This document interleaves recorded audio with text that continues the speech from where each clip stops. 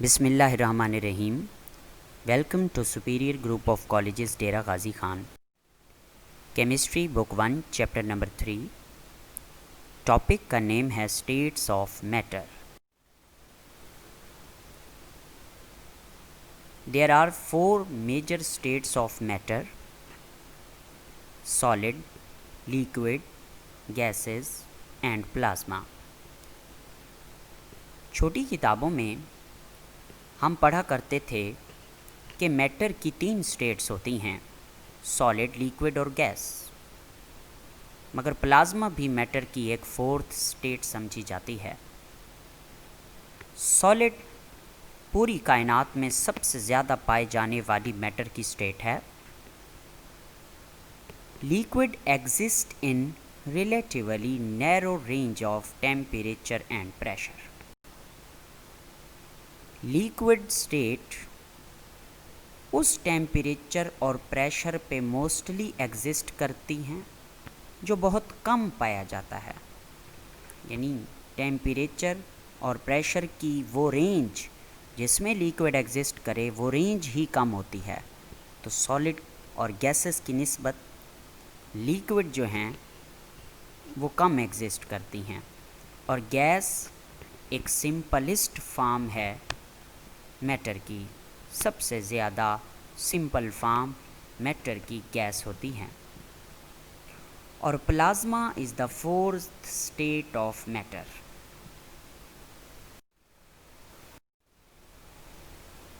Units of pressure. इसी lecture में हम यूनिट्स ऑफ प्रेशर के बारे में भी बात करेंगे। सबसे पहले देखते हैं कि प्रेशर किसे कहते हैं। Force per unit area is called pressure. P = FA और सिस्टम इंटरनेशनल में इसका यूनिट होता है न्यूटन मीटर पर स्क्वायर।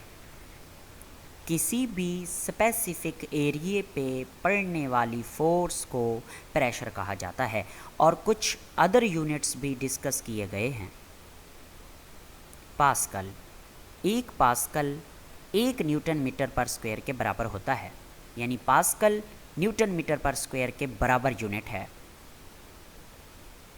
एक और यूनिट है मिलीमीटर ऑफ Hg। एक और यूनिट है torr. 1 torr is equal to 1 millimetre of Hg, यानी टॉर मिलीमीटर ऑफ Hg के इक्वलेंट यूनिट है। दोनों की वैल्यूज़ बराबर होंगी। अगर 20 टॉर का प्रेशर है तो वो 20 मिलीमीटर ऑफ Hg के बराबर होगा। Kilo pascal. एक और यूनिट है PSI, पाउंड्स पर square inch, used in engineering work. Engineer लोग इसे यूज़ करते हैं। मिली बार, यूज्ड बाय मेट्रोलॉजिस्ट्स। मौसम का हाल बताने वालों को मेट्रोलॉजिस्ट कहते हैं। और वो कौन सा यूनिट यूज़ करते हैं प्रेशर का? मिली बार। In chemical work, pressure is defined in term of standard atmospheric pressure. ज़्यादातर केमिकल वर्क में हम जो प्रेशर की डेफिनेशन करते हैं, या हम प्रेशर को सिंपल एटमॉस्फेरिक प्रेशर के नाम से याद करते हैं, या हम यूँ कह सकते हैं कि प्रेशर जिस यूनिट में मोस्टली मेजर किया जाता है वो ATM है। तो what is ATM? The pressure of air which can support 760 millimetre of Hg column at sea level. एक डेफिनेशन हो गई। दूसरी डेफिनेशन है 1 ATM is the force exerted by 76 centimeter long column of mercury on an area of 1 centimeter cube at 0 degree Celsius। इन दोनों definitions को समझने के लिए ये डायग्राम काफ़ी है। इस डायग्राम में एक टब लिया गया है, एक कंटेनर है, एक बर्तन है, जिसमें मरकरी को फिल कर दिया गया। मरकरी एक लिक्विड मेटल है, और उस टब में इन्वर्टेड ग्लास ट्यूब, शीशे की ट्यूब को उल्टा करके रख दिया। बाहर से एटमॉस्फेयर का प्रेशर इस टब के ऊपर पड़ रहा है। अगर सिंपल में बात करूं तो हवा का दबाव, हवा का प्रेशर इस टब में मौजूद मरकरी के ऊपर पड़ रहा है, और जो ग्लास ट्यूब, शीशे की ट्यूब थी, वो खाली थी। बाहर से हवा के प्रेशर की वजह से ये मरकरी जो टब में मौजूद है आहिस्ता आहिस्ता इस ग्लास ट्यूब के अंदर ऊपर की जानिब चढ़ना शुरू कर देगी, और एक ऐसा वक्त आएगा कि ये ग्लास ट्यूब के अंदर मौजूद मरकरी जो ऊपर की जानिब मूव कर रही है, कहीं आकर रुक जाएगी। हमने ये देखा कि ये सी लेवल के ऊपर टब को रखा था, तो सी लेवल यानी सतह समंदर यानी सिंपल ज़मीन के ऊपर, तो पड़ने वाले प्रेशर की वजह से मरकरी का कॉलम, ये जो ट्यूब है, हम इसे, इसके अंदर जो मरकरी है, हम इसे मरकरी का कॉलम कह रहे हैं। ये मरकरी का कॉलम चढ़ता हुआ एक ख़ास पॉइंट पे जब रुका है, तो वहाँ से लेकर नीचे तक इस टब का जो फासला लिया, ये 760 मिलीमीटर निकला। ऑफ Hg का मतलब मरकरी का।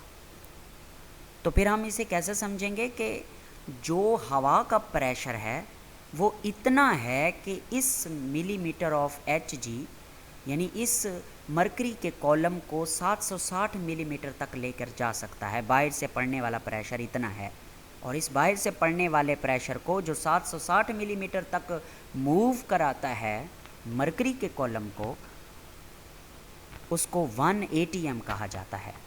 ये पहली डेफिनेशन के मुताबिक मैंने आपको बात समझाई।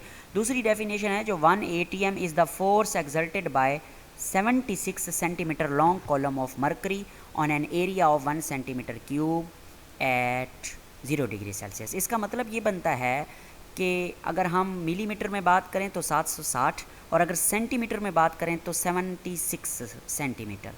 अब ये जो मरकरी का कॉलम ऊपर जा रहा है वो भी तो कोई फोर्स एक्सर्ट कर रहा है ऊपर की जानिब।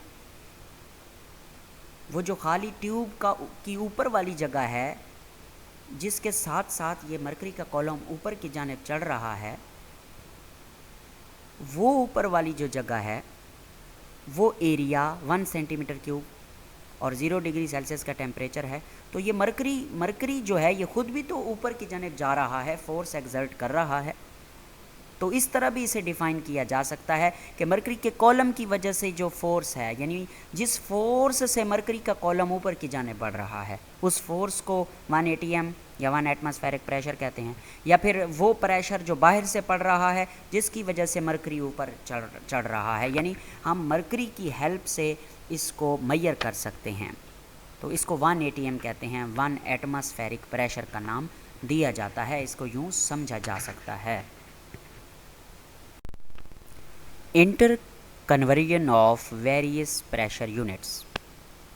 ये जो प्रेशर के यूनिट्स की बात हमने पहले की कि मुख्तलिफ हैं, उनको एक दूसरे में इंटर कन्वर्ट कैसे किया जा सकता है। देखें, 1 ATM इज़ इक्वल होता है 760 टॉर्क के, और 760 टॉर्क इज़ इक्वल होता है 760 मिलीमीटर ऑफ Hg के। यानी अगर हम बात करें 1 ATM की, तो 1 ATM की जगह हम 1 ATM ना लिखें, अगर टॉर में लिखेंगे तो 760 लिखेंगे, मिलीमीटर ऑफ Hg तब भी 760 ही लिखेंगे। And 760 millimetre of Hg is equal to 101325 newton metre per square, यानी 1 ATM 101325 newton metre per square के बराबर होता है।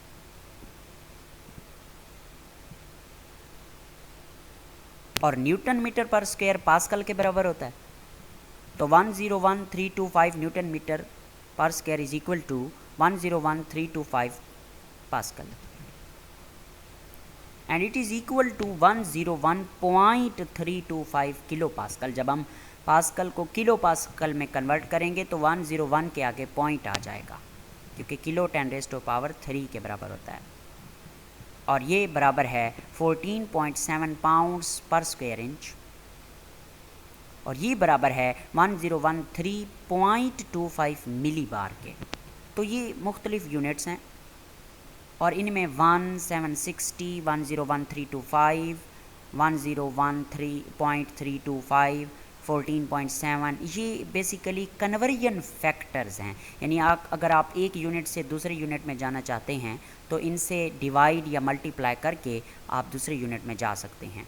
ये आपको वैल्यूज़ याद भी करनी हैं, ये MCQ में भी पूछा जाता है। Thank you very much.